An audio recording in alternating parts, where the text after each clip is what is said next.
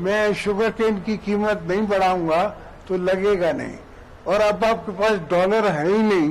ये जो पागल खान है इसने ऐसा खाना खराब किया पाकिस्तान का, इकोनॉमी का, ऐसी दलदल में हमें फंसा गया है। ऐसे बेवकूफ को हमने प्राइम मिनिस्टर बनवा दिया लोगों ने कि उसने सोचा ही नहीं।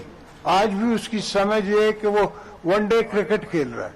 किसी ना किसी तरीके से वो वापस उस जगह जाना चाहता है जहां से वो निकाला गया है कि बड़ी मुश्किल से हम पार लगेंगे। इंशाल्लाह लगेंगे। ये नहीं है कि कोई ऐसा काम है जो पाकिस्तानी ना कर सके। अहिड़े बेवकूफ़ खे वज़ीर आज़म बणायो वियो। अहिड़े बेवकूफ़ खे वज़ीर आज़म बणायो वियो जंहिं वटि का बि सोच न आहे। जहिड़ो शख़्स असांखे दुबण में फासाए वियो आहे। पार ज़रूर थींदासीं। पंजाब जे शहर वियाड़ी में तकरीब खे ख़िताब कंदे अॻूणे सदर आसिफ अली ज़रदारी चयो त पाकिस्तान पब्लिक लिमिटेड कंपनी नाहे, चौधारी अमीर मुल्क आहिनि। सभु मसइला हल कंदासीं। पाकिस्तान वॾी ताक़त थी उभरंदो। अमेरिका ऐं जापान बि ॾेवालो थी विया हुया। ॾेवालो निकिरण सां को फ़र्क़ु न पवंदो। पीपुल्स पार्टी ग़रीबनि जी पार्टी आहे। ग्रेजुएट्स खे नौकरी मिलण ताईं वज़ीफ़ो ॾिनो वेंदो। इमरान खान तोशाखाना केस में पेश थियण लाइ इस्लामाबाद हाई कोर्ट खां 4 हफ़्तनि जो वक़्तु घुरी वरितो। अदालत तोशाखाना केस में इमरान खान जा गिरफ़्तारी वारंट्स रद्द करण वारी दरख़्वास्त ते फ़ैसिलो महफ़ूज़ करे छॾियो। Chief justice Aamir Farooq remarks ॾींदे चयो त फ़र्दे जुर्म लाइ इमरान खान खे ज़ाती हैसियत में पेश थियणो पवंदो। सिस्टम सां फेयर रहो, सिस्टम जो मज़ाक न बणायो। इमरान खान खे ॿुधायो त असां लाइ फ़िक्रमंद न थिए। असांखे पंहिंजो फ़िक्र नाहे। मौत जंहिं ॾींहुं हूंदो उन ॾींहुं अची वेंदो।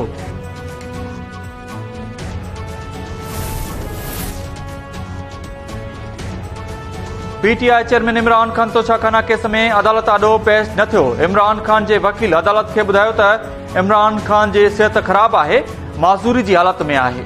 दुनिया में इमरान खान बाबति तमाशो हली रहियो आहे। अदालत चयो त कानून सभिनी लाइ बराबर हूंदो। कानूनी घुर्जूं पूरियूं करे ॿुधणी खे हलायो वेंदो।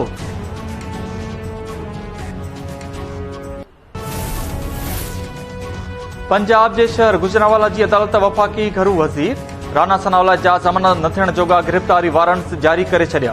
अदालत पारां राना सनावला खे 28 मार्च ते गिरफ़्तार करे पेश करण जो हुकुम। गुजरांवाला जी दहशतगर्दी टोड़ अदालत राना सनावला जी हाज़ुरी खां छूट वारी दरख़्वास्त रद्द करे छॾी।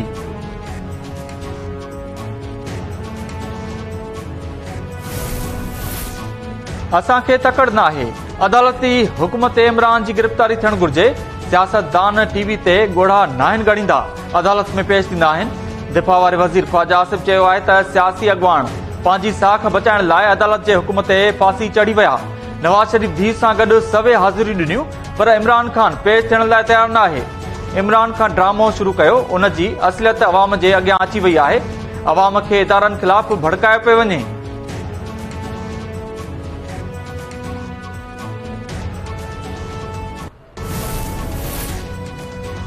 हुकूमत मुकमल तौर ते नाकाम थी चुकी आहे। मुल्की मसइलनि जो वाहिद हल शफ़ाफ़ चूंडूं ई आहिनि। पीटीआई अॻुवान असद उमर चयो आहे त इमरान खान ते हमले जो ख़दशो आहे। पेशी जे मौक़े ते मुकमल सिक्योरिटी फराहम कई वञे। इमरान खान ते 76 केस दाख़िल थियल आहिनि। मुल्क जो आइन ख़तरे हेठि आहे। ये तो पता नहीं, किसी को पता है इस मुल्क में कि इलेक्शन कब होगा भी या नहीं होगा, ये मैं तो नहीं जानता। पता नहीं इलेक्शन कराने वाले भी जानते हैं कि नहीं, या जिन्होंने फैसले दिए उन्हें भी मालूम है कि नहीं। जब खिचड़ी पका रहे थे उस वक्त नहीं पता था कि खिचड़ी पकेगी तो ये सबको कड़वी खिचड़ी खानी पड़ेगी। उसमें तो सारे हिस्सेदार थे। अब आप कहते हैं इलेक्शन कराओ। अब आपको इलेक्शन याद आ गया। पहले एक जालसाज को हीरो बनाया और हीरो को जीरो बनाया, फिर ऐसे फैसले दिए गए जिन फैसलों की बुनियाद पर रियासत जो है उसकी चूल्हे हिल गई। आज आप कह रहे हैं इलेक्शन करा दो, लेवल प्लेइंग फील्ड के बाहर इलेक्शन करा दो। ठीक है भाई, करा दो। मुल्क में इलेक्शन थींदी या न मूंखे ख़बर न आहे। इलेक्शन कराइण वारा ॼाणनि था त चूंडूं कॾहिं थींदियूं। लाहौर में ॻाल्हाईंदे वफ़ाक़ी वज़ीर ख्वाजा सदर रफ़ीक चयो आहे त पहिरियां हिकु जालसाज़ खे हीरो बणायो वियो ऐं हीरोज़ खे ज़ीरो कयो वियो। अहिड़ा फ़ैसिला कया विया जिन सां रियासत लुॾी वई।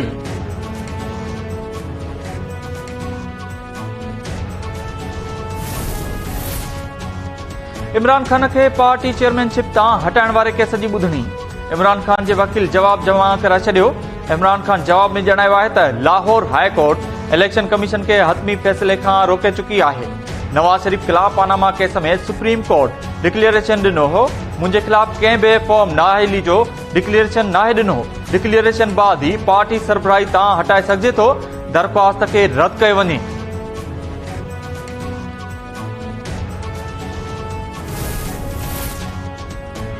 वफ़ाक़ी काबीना लग्ज़री शैन ते सेल्स टैक्स 25% करण जी मंज़ूरी ॾेई छॾी। वफ़ाक़ी काबीना 25% सेल्स टैक्स जे सर्कुलेशन समरी ज़रिए मंज़ूरी ॾिनी। लग्ज़री सामान ते सेल्स टैक्स वधाइण सां FBR खे 4 महीननि में 15 अरब रुपयनि जी आमदनी थींदी।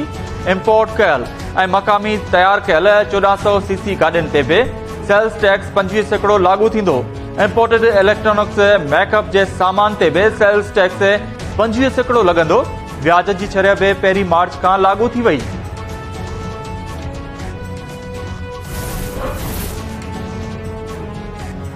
सिंध हाई कोर्ट कराची में क़ौमी असेंबली जे 9 तख़्तनि ते नंढी चूंड रोकण जो हुकुम ॾेई छॾियो। PTI जी दरख़्वास्तुनि ते अदालत फ़ैसिलो ॿुधायो। अदालत सिंध में 16 मार्च ते क़ौमी असेंबली जे 9 तख़्तनि ते रिथल नंढी चूंड जो नोटिफिकेशन ते अमल दरामद रोके छॾियो।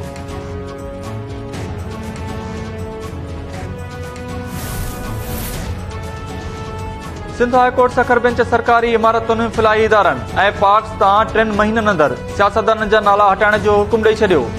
सखर ऐं लाड़काने डिवीज़न जे DCs खे बिन हटाइण जी हिदायत। नवां नाला तजवीज़ करण लाइ चीफ सेक्रेटरी जी सरबराही में कमेटी जोड़ण जी हिदायत। जस्टिस सलाउद्दीन पर रिमार्क्स ॾींदे चयो त कंहिं बि फिलाई इदारे, पार्क, रोड या इमारत ते सियासतदाननि, बासरनि, सरदारनि ऐं वॾेरनि जा नाला न रखिया वञनि। हुकुम जी भञकड़ी कंदड़नि ख़िलाफ़ तौहीन अदालत जी कार्रवाई कई वेंदी।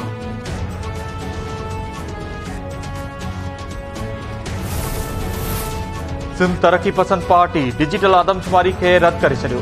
SDP चेयरमैन डॉक्टर कादिर मक्सी चयो आहे त मुल्क में जमहूरी निज़ाम नज़र न अची रहियो आहे। डिजिटल आदमशुमारी में सुञाणप कार्ड जो शर्त ख़त्म थियण सां अफ़गानी ऐं ॿिया गैर मुल्की बि ॻणिया वेंदा। 2017 में बि आदमशुमारी में सिंधियुनि खे घटि ॾेखारियो वियो हो। सिंध में सिंधियुनि खे अक़लियत में तब्दील करण जी कोशिश कई पई वञे। सिंध जी बका जी ॻाल्हि हूंदी त असां रोडनि ते ईंदासीं।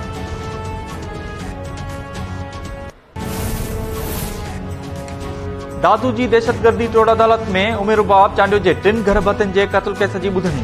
करीम बख्श ते फर्द जुर्म लागू न थियो। उमेर बाब चांडियो चयो आहे त जवाबदार केस में रंडक विझी रहिया आहिनि। तकड़ो केस हलाए इंसाफ़ फराहम कयो वञे। MPA सरदार चांडियो चयो त केस कूड़ो आहे।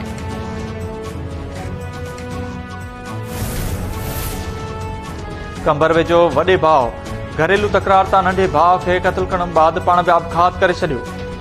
कोट महमूदाबाद में घरेलू तकरार तां नजम मुगेरी नंढे भाउ गुलाम कादिर खे क़त्ल कयो।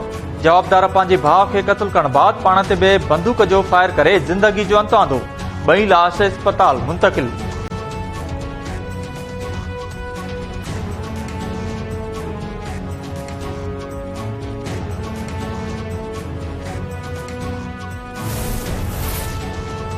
गोलाची में डिजिटल आदमशुमारी ऐं घाटे टोड़ महांगाई खिलाफ अवामी तहरीक जी एहतिजाजी रैली।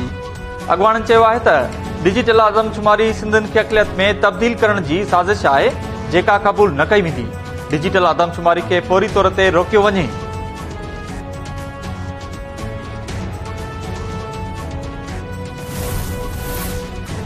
उबावड़ो में क़ौमी शाहराह ते तेज़ रफ़्तार ट्रालर जो मोटरसाइकिल खे टक्कर, 2 औरतूं फौत, 2 ॼणा ज़ख़्मी थी पिया। फोती औरतुनि जा लाश ऐं ज़ख़्मी अस्पताल मुंतकिल।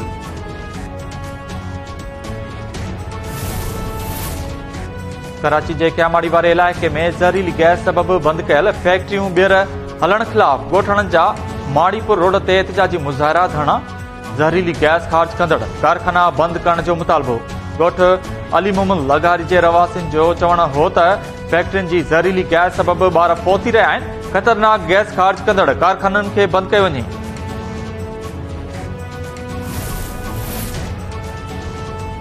कराची में अखियुनि जे नूर खां महरूम कॉन्ट्रैक्ट ते कम कंदड़ मुलाज़िमनि जो प्रेस क्लब आॾो एहतिजाज। नौकरियुनि ते पको करण वारे वाइदे ते अमल करण जो मुतालबो। खैरपुर जिले में खजी जे फसल खे पुरसरार बीमारी वकोड़े वई। हज़ारे एकड़नि ते बीठल खजी जा वण तेज़ी सां सुकण लॻा। आबादगारनि खे किरोड़े रुपयनि जो नुक़सान थियण जो ख़दशो। आबादकारनि जो चवणु आहे त बरसात जो पाणी बीहण सबबि खजिन खे वायरस लॻो आहे, जंहिं सबबि वण सुकी रहिया आहिनि।